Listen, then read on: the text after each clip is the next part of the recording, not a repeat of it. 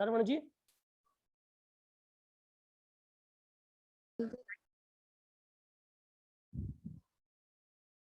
Good afternoon sir. Good afternoon बेटा। Good afternoon sir. Good afternoon बेटा। ठीक है ना, नीचे पता नहीं चल रहा ना, ठीक है।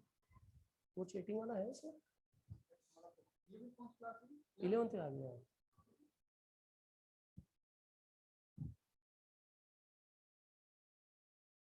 ऐसा कुछ करेंगे नहीं आप, हाँ कुछ कर दिया करो, ये बंद ही कर दिया करो ना, कुछ करेगा नहीं ऐसा। गुड आफ्टरनून बेटा। सर आवाज आ रही है? Yes sir. ठीक है बेटा। 11th आर्ट जो इतिहास लेने के इच्छुक है विद्यार्थी, उनके लिए क्लास है। जो भी आपकी पसंद हो वो सब्जेक्ट आप चूज कीजिएगा बेटा। सब्जेक्ट कॉम्बिनेशन आपको बता रखा है ना? Yes sir. क्या बताया है?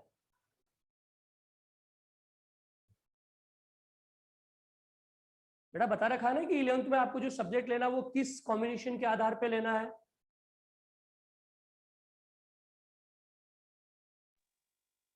Yes sir. मैं आपको बता देता हूँ बेटा, आपको शायद बता नहीं, बोल नहीं पा रहे। मेरी आवाज आ रही है? Yes sir.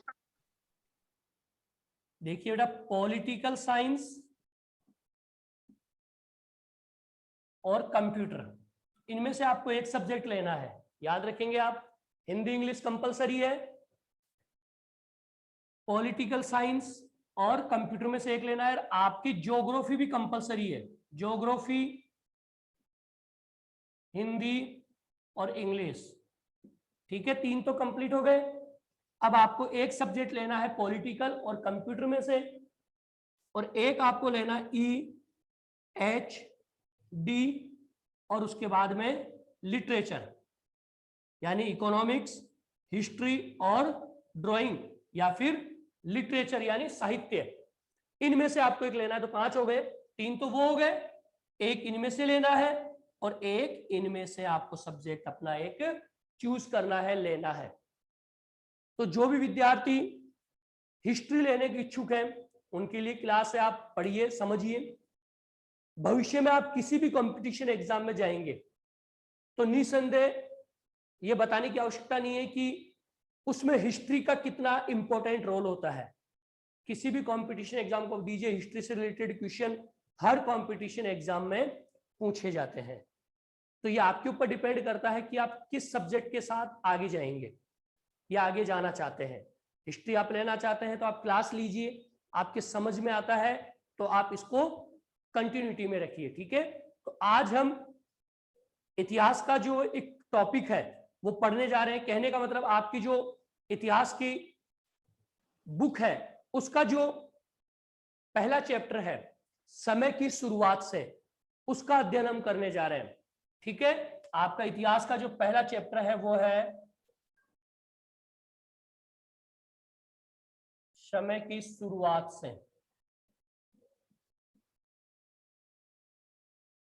अब समय की शुरुआत से यहां मतलब क्या है? समय की शुरुआत से बेटा मतलब है कि जब से इस सृष्टि के ऊपर किसी जीव मात्र की उत्पत्ति हुई है तब से लेकर आज तक का जो समय है उस समय का हम इस चैप्टर में अध्ययन करेंगे कि वास्तव में इस पृथ्वी के ऊपर किसी भी जीव मात्र की उत्पत्ति किस रूप में हुई, कब मानी जाती है, और आज जो हम आधुनिक रूप लिए बैठे हैं, मनुष्य मानव जाति ने आज का जो आधुनिक रूप हमने लिया है उसके पीछे का कारण क्या है, उसके पीछे लॉजिक क्या है कि आज का आधुनिक मानव क्या ऐसा ही दिखता था या ऐसा ही है? नहीं, इसकी बहुत लंबी कहानी है और वो कब समझ में आएगी जब हम इसको विस्तार से पढ़ेंगे। बेटा हिस्ट्री थोड़ा सा कहते हैं कि हिस्ट्री टफ सब्जेक्ट माना जाता है, लेकिन टफ सब्जेक्ट कब है? जब हम व्यवस्थित ढंग से उसका अध्ययन ना करें। अगर इतिहास को हम व्यवस्थित ढंग से पढ़ना प्रारंभ करेंगे क्रमबद्ध तरीके से, तो हर चीज बहुत आसानी से हमें समझ में आने लग जाएगी, कोई दिक्कत नहीं आएगी। और एक चीज मैं ऑलरेडी आपको पहले बता चुका हूं बेटा कि इतिहास सब्जेक्ट इंपॉर्टेंट सब्जेक्ट है। आप भविष्य में किसी भी प्रकार का कंपटीशन एग्जाम देंगे ना, तो उसमें इतिहास से रिलेटेड बहुत से क्वेश्चंस पूछे जाते हैं। तो ये आपको चूज करना है कि आप किस सब्जेक्ट के साथ 11th और आगे की पढ़ाई को सुचारू रखेंगे। ठीक है, इतिहास हम पढ़ रहे हैं, तो जानते हैं समय की शुरुआत कैसे हुई। समय की शुरुआत सबसे पहले हम इस चैप्टर को पढ़ें, उससे पहले जरूरी है कि हम इतिहास को जाने कि एक्चुअल में इतिहास है क्या चीज।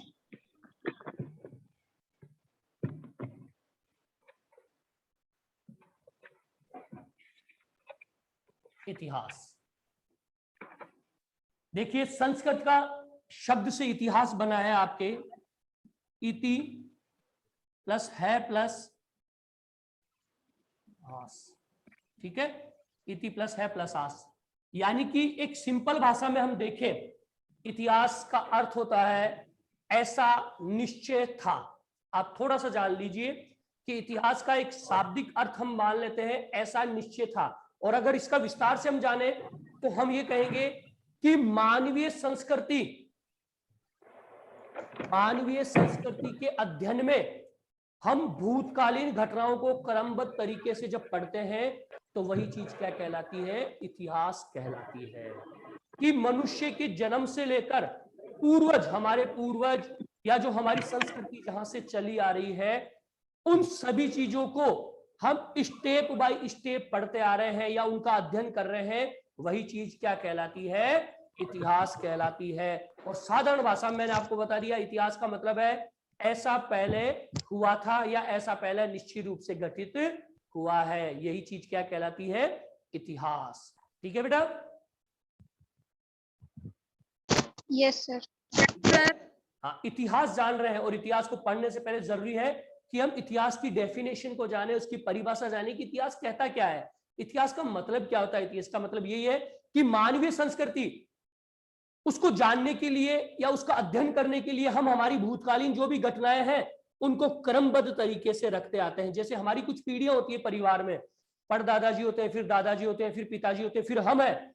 तो हम अगर हमारे इतिहास को जानेंगे तो सबसे पहले किसके इतिहास को जानेंगे, हमारे परदादाजी के इतिहास को, कि वो क्या थे, फिर उनके बाद में उनकी संतानें वो क्या थी, फिर हमारे पिताजी, और फिर हम। तो क्रमबद्ध तरीके से अगर हम जिन चीजों को पढ़ते हुए आ रहे हैं वही चीज क्या कहलाती है, इतिहास कहलाती है। That's clear? Yes sir. Yes sir. ठीक है, तो ये इतिहास हम पढ़ने जा रहे हैं। अब है समय की शुरुआत, यानी पहला चैप्टर हमारा यहां से प्रारंभ होता है, समय की शुरुआत से। अब ये समय कहां से शुरू हुआ, ये बहुत बड़ा एक क्वेश्चन है कि समय शुरू कहां से हुआ, कहां से मानते हैं हम अपने समय को शुरू, कि मनुष्य का जो इतिहास है वो कितना पुराना है, या कितना हम पीछे जब जाके देखें कि हमें एक्चुअल में पता लग जाए कि आधुनिक मनुष्य की जो उत्पत्ति हुई थी वो कब और किस प्रकार से हुई है। तो देखिए आप बेटा, ये कहा जाता है कि आज से लगभग 360 लाख वर्ष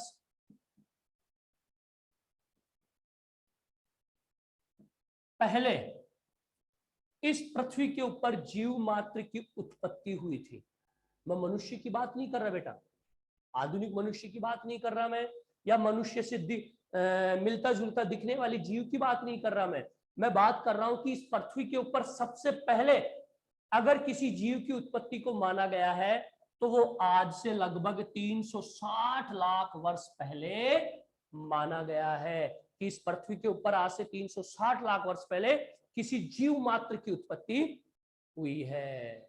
फिर वक्त आगे धीरे धीरे बढ़ता गया, चेंजेस आते गए, और लगभग 56 लाख वर्ष पहले, 56 लाख वर्ष पहले इस पृथ्वी के ऊपर मनुष्य के जैसे दिखने वाले जीव की उत्पत्ति हुई। यानी कि अगर किसी जीव की उत्पत्ति हुई तो वो तो हुई थी लगभग 350 लाख वर्ष पहले, 350 लाख वर्ष पहले, और इस पृथ्वी के ऊपर की मनुष्य से थोड़ा बहुत सेम दिखने वाले अगर प्रजाति की अगर उत्पत्ति हुई है तो वो हुई है 56 लाख वर्ष पहले। और आज हम जो आधुनिक रूप लिए बैठे हैं, हमारा आज का जो वर्तमान जो आधुनिक मानव है, इसकी उत्पत्ति कब हुई? वो हुई है आपके 1,60,000 से 1,90,000 वर्ष पूर्व की मानी जाती है। यानी कि आज जो आधुनिक रूप हमने लिए हैं, आप और हम, जो आधुनिक मनुष्य का रूप है, वो लगभग कितना पुराना माना जाता है पृथ्वी के ऊपर? 1,60,000 वर्ष से लेकर 1,90,000 वर्ष पूर्व ये माना जाता है कि आधुनिक मनुष्य की उत्पत्ति हो गई थी। हालांकि हमारी तरह दिखने वाली जीवों की उत्पत्ति कब हो गई थी? 56 लाख वर्ष पहले। हमारे जो पूर्वज हैं, एक बच्चा था, उसके दिमाग में एक जिज्ञासा आई, उसने जानने का प्रयास किया कि हमारे पूर्वज कैसे थे, हमारे दादाजी के दादाजी के दादाजी के दादाजी के दादाजी के पूर्वज कैसे थे, कैसे दिखते थे। तो उसके मन में यह ख्याल आ गया और फिर उसके दिमाग में वो सवाल घूमता रहा और उसने उस चीज को जानने का प्रयास किया कि हमारे जो पूर्वज थे वो किस प्रकार के थे, कैसे दिखते थे, और आज जो हम जैसे दिख रहे हैं, क्या हमारे पूर्वज भी वैसे दिखते थे? नहीं। समय के साथ साथ धीरे धीरे बदलाव आता चला गया। जैसे हम कहते हैं ना एक जनरल सी भाषा में कि हमारे जो पूर्वज वो किससे माने जाते हैं बेटा? बंदर से। बंदर से। शाबाश। यानी कि बंदर, भाई कहते हैं ना कि हमारे पूर्वज क्या थे? वानर, बंदर। लेकिन धीरे धीरे धीरे धीरे धीरे जैसे वक्त बदलता गया, परिवर्तन होता चला गया, उस परिवर्तन के साथ साथ हमारे जैसा रूप धीरे धीरे उसने धारण कर लिया और आज का जो आधुनिक मानव है उसने ऐसा रूप बना लिया। तो ये हमारे पूर्वज। तो एक ख्याल आता है कि वास्तव में आज आप भी इस चीज को सोचें कि हमारे पूर्वज कैसे थे, और यार इस पृथ्वी कितनी पुरानी होगी कि इस पृथ्वी के ऊपर सबसे पहले कौन सा जीव आया होगा, कौन सी जीव की उत्पत्ति हुई होगी, और हमारे जैसे दिखने वाला जो मनुष्य है वो कब आया होगा, उसका जन्म कब हुआ होगा। तो लगभग एक चीज मैंने आपको बताई कि हमारे जैसे थोड़ा सा मिलने जुलने वाला जो एक जीव था उसकी उत्पत्ति तो कब हो गई थी? 56 लाख वर्ष पहले। लेकिन ये क्या हो गया? लुप्त हो गया, लुप्त हो गया। और उसके बाद में आज से लगभग 2 लाख वर्ष पहले, ये मान लीजिए 2 लाख, 1.5 से 2 लाख वर्ष पहले आधुनिक मानव की उत्पत्ति हुई। 1,60,000 से 1,90,000 वर्ष पूर्व जो आज हम जिस रूप में दिख रहे हैं वो रूप हमारा कब आ गया था पृथ्वी के ऊपर? 1,90,000 वर्ष पहले। ठीक है, तो ये हो गया हमारे आधुनिक जो मानव है उसकी उत्पत्ति का समय। अब हम देखते हैं इतिहास के बारे में, हमने बता दिया। अब कई ऐसे विद्वान हैं जो इसके ऊपर संशय करते हैं कि वास्तव में क्या एक जानवर का रूप पहले धारण हुआ पृथ्वी के ऊपर और उससे परिवर्तित होकर मनुष्य आया। तो बहुत से विद्वानों में इस बात का तर्क भी हुआ, विवाद भी होता है। बहुत से विद्वान ये कहते हैं कि हम मनुष्य के अस्तित्व को नहीं मानते। पहले पृथ्वी के ऊपर क्या आया? जानवर आ गया, जानवर आया, जानवर ही रहा, और उसके बाद में धीरे धीरे मनुष्य ने अपना रूप धारण कर लिया। बहुत से लोग ये कहते हैं कि जैसे पृथ्वी के ऊपर किसी जीव की उत्पत्ति हुई उसी समय मनुष्य की उत्पत्ति भी हो गई, तो जीव जीव के रूप में बदल गया और मनुष्य मनुष्य के रूप में बदल गया। लेकिन ये तथ्य केवल एक विवाद के लिए ही काफी थे, क्योंकि एक विवाद चल रहा था कि एक्चुअल में आधुनिक मानव का जो स्वरूप था वो कब और सही ढंग से सामने आया, और वो कब आया? आज से लगभग 2 लाख वर्ष पहले। क्योंकि मैं आपको बता दूं बेटा, हमारा इतिहास बहुत पुराना है, और अगर हमें हमारे इतिहास की जानकारी प्राप्त करनी है तो उन चीजों का अध्ययन करना पड़ेगा जो हमें खुदाई के दौरान मिली है, उत्खनन के दौरान मिली है। और उत्खनन, जब खुदाई, आप किसी चीज की खुदाई करते हैं, खुदाई करेंगे तो बहुत से अवशेष ऐसे मिलते हैं कि उन अवशेषों से आप उस समय के इतिहास की जानकारी जुटा लेते हैं। जैसे कई बार आप देखो कि पुराने जो भी किले होते हैं, दुर्ग होते हैं, उन दुर्गों की खुदाई करते हैं। उन दुर्गों की खुदाई में मिट्टी के बर्तन मिलते हैं, कई प्रकार की मिट्टी के बर्तन मिल गए, सिक्के मिल गए पुराने, मृद भांड मिट्टी के बर्तन मिल गए, कुछ मूर्तियां मिल गई, कुछ चित्र मिल गए। तो उन सभी का अध्ययन करके हम पता लगा लेते हैं कि ये चीजें कितनी पुरानी है और किस समय की है। तो इन सभी का जो एक पता लगता है वो इसकी अलग से एक कहानी है कि किस वस्तु की उम्र कितनी है, किस वस्तु की आयु कितनी है, वो सारी चीजें एक पद्धति के द्वारा पता लगाई जा सकती है। जैसे हड़प्पा सभ्यता है, हमारी जो सभ्यता है वो हड़प्पा सभ्यता है। अब हड़प्पा सभ्यता की जब खुदाई की गई तो वहां पर बहुत सी चीजें मिली, खिलौने भी मिले हैं, मिट्टी के बर्तन मिले हैं, एक बेल का मिट्टी का एक आकार मिला है, सिक्के मिले हैं तांबे के, कुछ चित्र मिले हैं। तो उन चीजों से पता लग जाता है कि ये सभ्यता कितनी पुरानी है और यहाँ पर मनुष्य प्रजाति रहती होगी। और धीरे धीरे कालांतर में आगे चलते चलते ये जो सभ्यताएं थी वो क्या हो गई थी, नष्ट हो गई थी। तो एक पद्धति ऐसी होती है जिसके द्वारा हम किसी भी वस्तु की जो आयु होती है उसको ज्ञात कर सकते हैं। जैसे हम कहते हैं ना कि भाई यार ये 1000 साल पुरानी है। अब ऐसा तो नहीं है कि 1000 साल पहले हमने जन्म ले लिया था या हमें पता लग गया होगा कि ये जो वस्तु है वो 1000 साल पुरानी है। ये पता कैसे लगाते हैं? एनीवन, कोई भी बता दीजिए आप कि किसी भी वस्तु की आयु को पता कैसे लगाते हैं मैडम? सर अंदाजे से। किससे बेटा?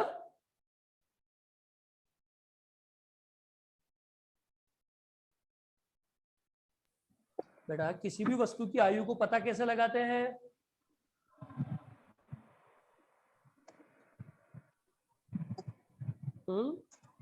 मशीन आवाज नहीं आ रही। हाँ, मशीनों की सहायता से। नहीं बेटा, मशीन तो जैसे मनुष्य ने मशीन तो अभी डेवलप की होगी। हम पता कैसे लगाते हैं कि यार ये 5000 साल पुरानी चीज है, 5000 वर्ष पुरानी? सर अनुमान लगा। नहीं बेटा, अनुमान तो फिर हम 10,000 भी बोल सकते हैं, 2000 भी बोल सकते हैं। एक सर आप ही बता दो। मैं बता रहा हूं, एक पद्धति होती है कार्बन 14 पद्धति, रेडियो कार्बन 14 पद्धति, रेडियो कार्बन 14 पद्धति, रेडियो कार्बन 14 पद्धति। बेटा ये एक ऐसी पद्धति है, इस पद्धति के द्वारा आप किसी भी वस्तु की आयु को ज्ञात कर सकते हैं। ये याद रखेंगे आप कि रेडियो कार्बन 14 पद्धति है जिससे आप किसी भी वस्तु की आयु को ज्ञात कर सकते हैं। जैसे आपने देखा होगा पेपर में भी कई बार आता है या न्यूज में भी आप देखते होंगे कि इतने वर्ष 2000 वर्ष पुरानी कोई सभ्यता मिली है जहां के बर्तन मिले हैं या खोपड़ी मिली है, हड्डियां मिली है, सिक्के मिले हैं। तो अब वो पता कैसे लगाते हैं? क्योंकि उस समय वो तो थे नहीं जो जांच कर रहे हैं या जो खुदाई कर रहे हैं, वो कार्बन 14 पद्धति को इस्तेमाल लेते हैं और उस कार्बन 14 पद्धति के द्वारा उस वस्तु की आयु को क्या कर लेते हैं, पता लगा लेते हैं। क्यों? अब पता कैसे लगता है बेटा, ये देख लीजिए आप कि कोई भी जीवाश्म, चाहे कोई भी पेड़ पौधा हो या कोई भी हड्डी हो, वो क्या होती है, धीरे धीरे पत्थर का रूप ले लेती है। पड़ी है कोई चीज, दब गई, मिट्टी के नीचे दब गई।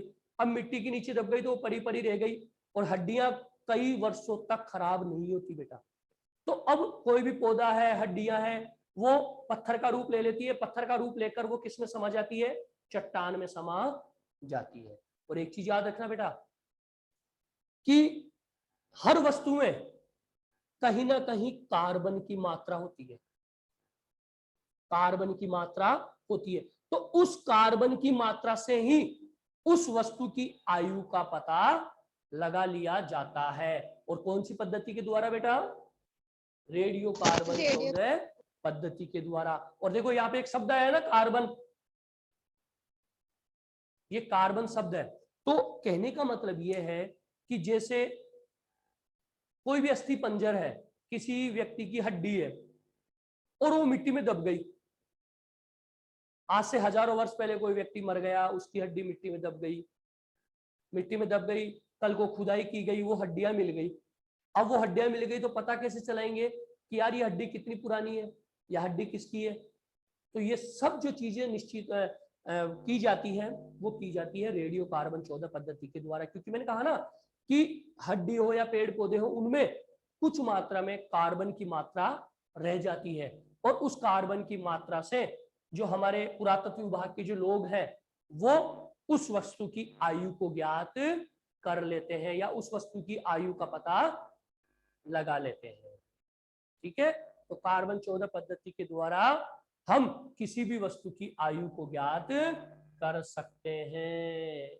ठीक है, अब उसके बाद में देखिए आप इतिहास को जान रहे हैं, हम समय की शुरुआत को देख रहे हैं। इतिहास शब्द को हमने देख लिया कि इतिहास क्या कहता है कि ऐसा पहले निश्चित हुआ था। अब ऐसा पहले निश्चित हुआ था तो सीधी सी बात है कि क्रमबद्ध तरीके से अगर किसी चीज का हम अध्ययन कर रहे हैं तो हम उसको विस्तार से उसका अध्ययन कर लेते हैं। अब आपसे मैं बता दूं, पूछूं कि इतिहास का जनक किसको कहा जाता है?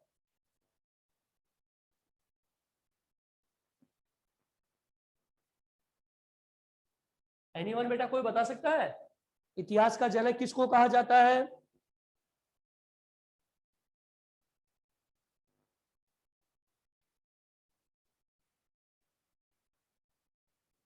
बेटा आप बता सकते हैं कि इतिहास का जनक किसको कहा जाता है?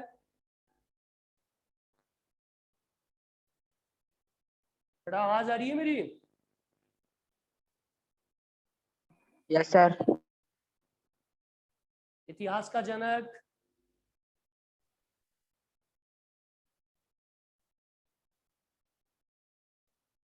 बेटा इतिहास का जनक किसको कहा जाता है? मैं आपको बताता हूं, हेरोडोटस।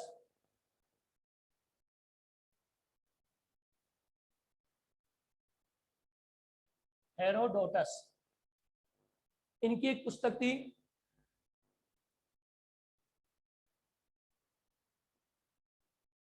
हिस्टोरिका, यानी कि इतिहास का जनक किसको कहा जाता है? हेरोडोटस को, जिनकी पुस्तक कौन सी थी? हिस्टोरिका। ठीक है, और जो हिस्टोरिका जो शब्द है या जो हिस्ट्री शब्द है ग्रीक, ठीक है, यानी कि इतिहास का जनक किसको कहा जाता है? हेरोडोटस को। और इनकी एक प्रसिद्ध पुस्तक थी हिस्टोरिका। एक देश है ग्रीस, इनका संबंध भी सही है, हेरोडोटस का संबंध भी ग्रीस से ही है। ग्रीस एक देश है जहां पर इतिहास को हिस्ट्री कहा जाता था, हिस्ट्री, हिस्ट्री। ठीक है, और हिस्ट्री का हिंदी अर्थ होता है बेटा बुनना, और इसी शब्द से बना है आपके हिस्ट्री से ही क्या बन गया? हिस्ट्री। ठीक है बेटा, यानी कि ग्रीस एक जगह है जहां का सीधा सा संबंध हेरोडोटस का है, और हेरोडोटस ने इतिहास से रिलेटेड एक पुस्तक लिखी जिसका नाम लिखा हिस्टोरिका। और ग्रीस में जो इतिहास है उसको हिस्ट्री के नाम से जाना जाता है, हिस्ट्री। हिस्ट्री, और हिस्ट्री का मतलब क्या होता है? बुनना। तो यहां पर भी वही चीज है, बुनना। मैंने एक चीज बताई थी कि इतिहास मनुष्य की संस्कृति को क्रमबद्ध तरीके से, यानी मनुष्य की संस्कृति का भूतकालीन घटनाओं का क्रमबद्ध तरीके से अध्ययन करना ही क्या कहलाता है? इतिहास कहलाता है। यानी मानवीय संस्कृति की जो भी भूतकालीन घटनाएं हैं, जो पूर्व में घटनाएं घटित हो चुकी है, उनका क्रमबद्ध तरीके से अध्ययन करना ही क्या कहलाता है? इतिहास कहलाता है।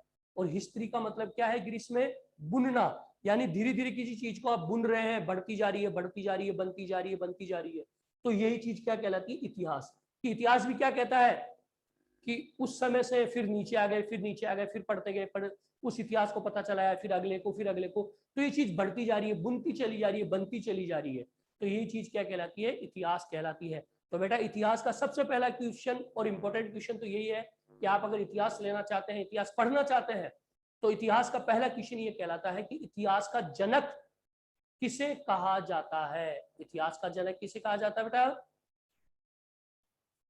हेरोडोटस को। हेरोडोटस, यानी इतिहास का जनक हेरोडोटस को कहा जाता है, जिनकी प्रमुख पुस्तक कौन सी थी? हिस्टोरिका। हिस्टोरिका बेटा, है ना, हिस्टोरिका। और आपसे क्वेश्चन कर ले जाए कि भारतीय इतिहास का जनक किसको कहा जाता है? भारतीय इतिहास,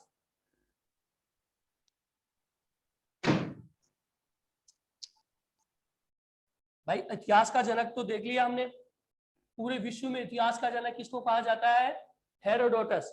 अब मैंने क्वेश्चन कर लिया नेक्स्ट कि भारतीय इतिहास का जनक किसको कहा जाता है? किसी को पता है बेटा?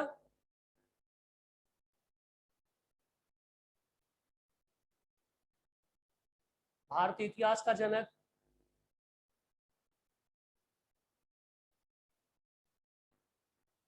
बेटा भारतीय इतिहास का जनक जो कहा जाता है वो कहा जाता है मेगस्थनीज को।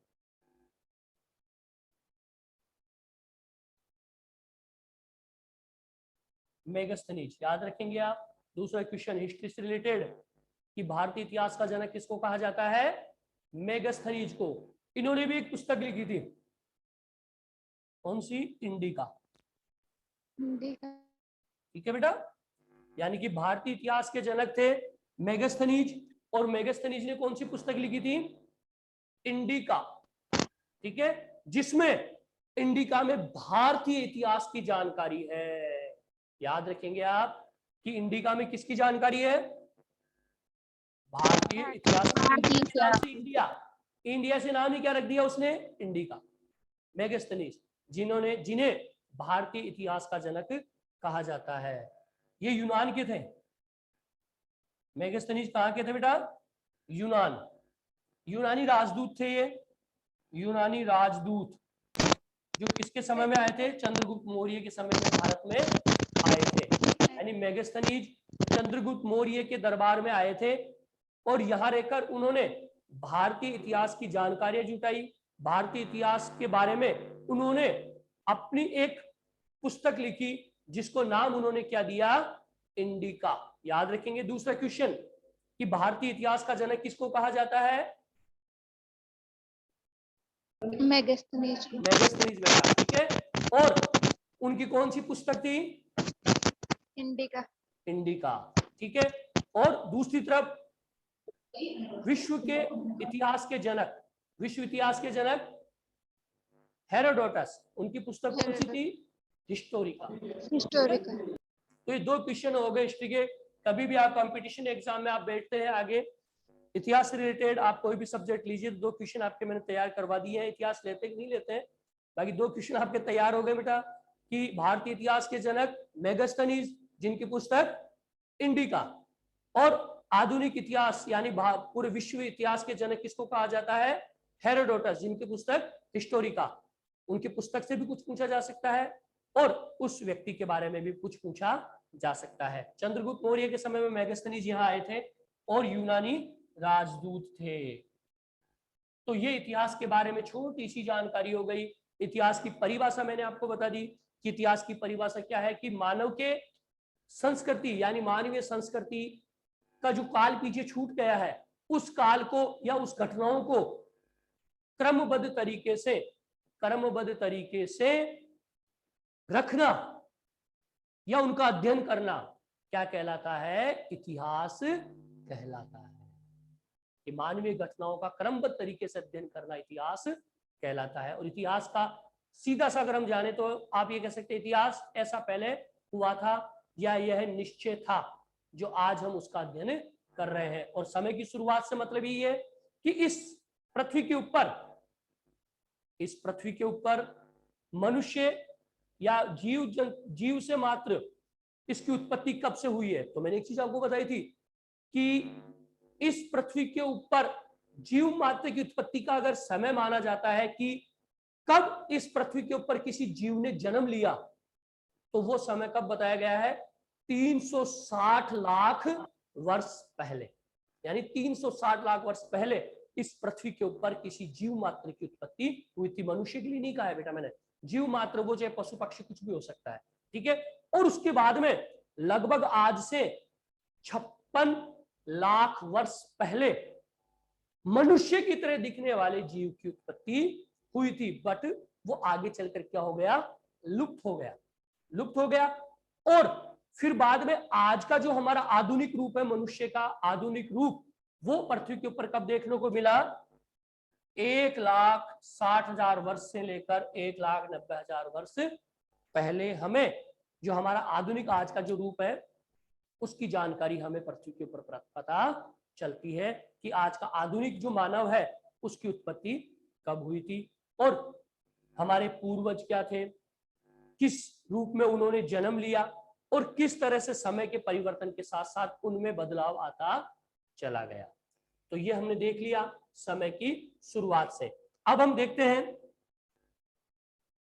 कि जो मनुष्य है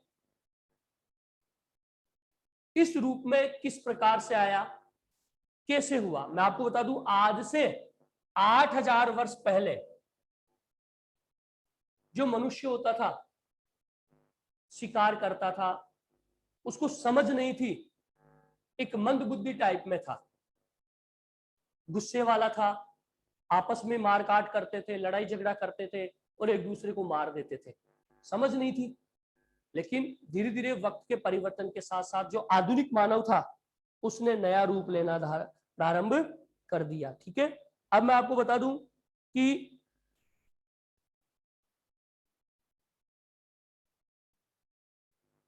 इतिहास भी कई चीजों में है, जैसे ऐतिहासिक इतिहास, ऐतिहासिक काल।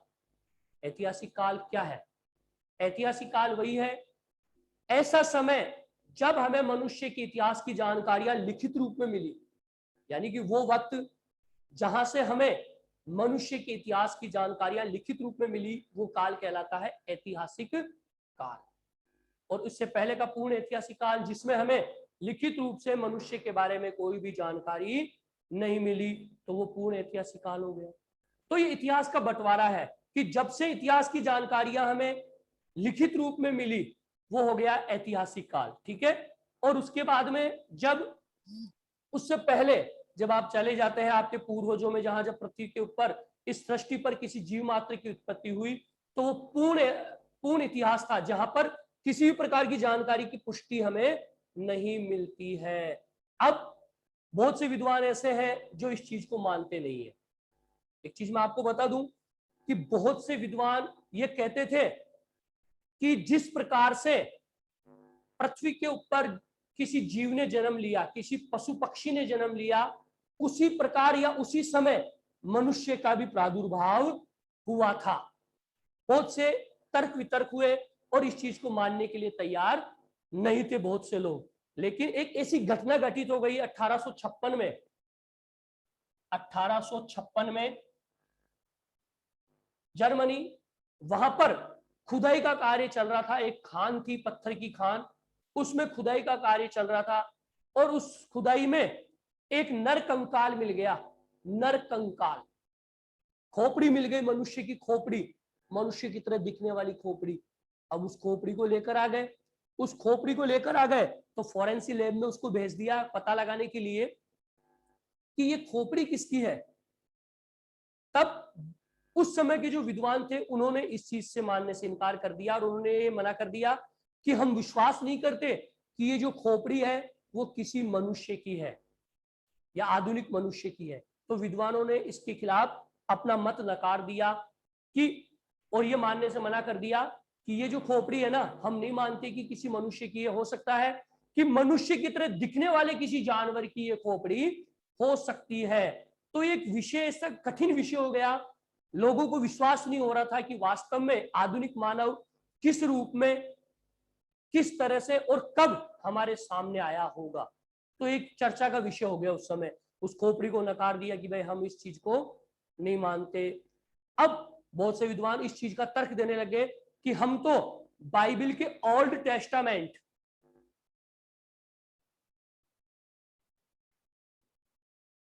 ओल्ड टेस्टामेंट के सिद्धांत को हम मानते हैं। यानी कि बहुत से विद्वान कौन से सिस्टम को मानने के लिए कह रहे थे? Old testament. और बेटा बाइबल आप पता है बाइबल क्या है, कोई बता सकता है? बाइबल। बेटा मेरी आवाज आ रही है? Yes, sir. बेटा बाइबल Yes, के बारे sir. में कभी सुना है क्या? Bible, No, sir. बेटा बाइबल के बारे में नहीं सुना है? गीता, गीता, कुरान, रामचरितमानस, ये तो सुना है? Yes sir.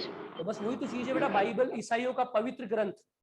ईसाई जो धर्म है या ईसाई धर्म को मानने वाले जो व्यक्ति हैं, उनका पवित्र ग्रंथ कौन सा है? बाइबल। और बाइबल के अकॉर्डिंग, बाइबल में एक सिद्धांत है बेटा, ओल्ड टेस्टामेंट।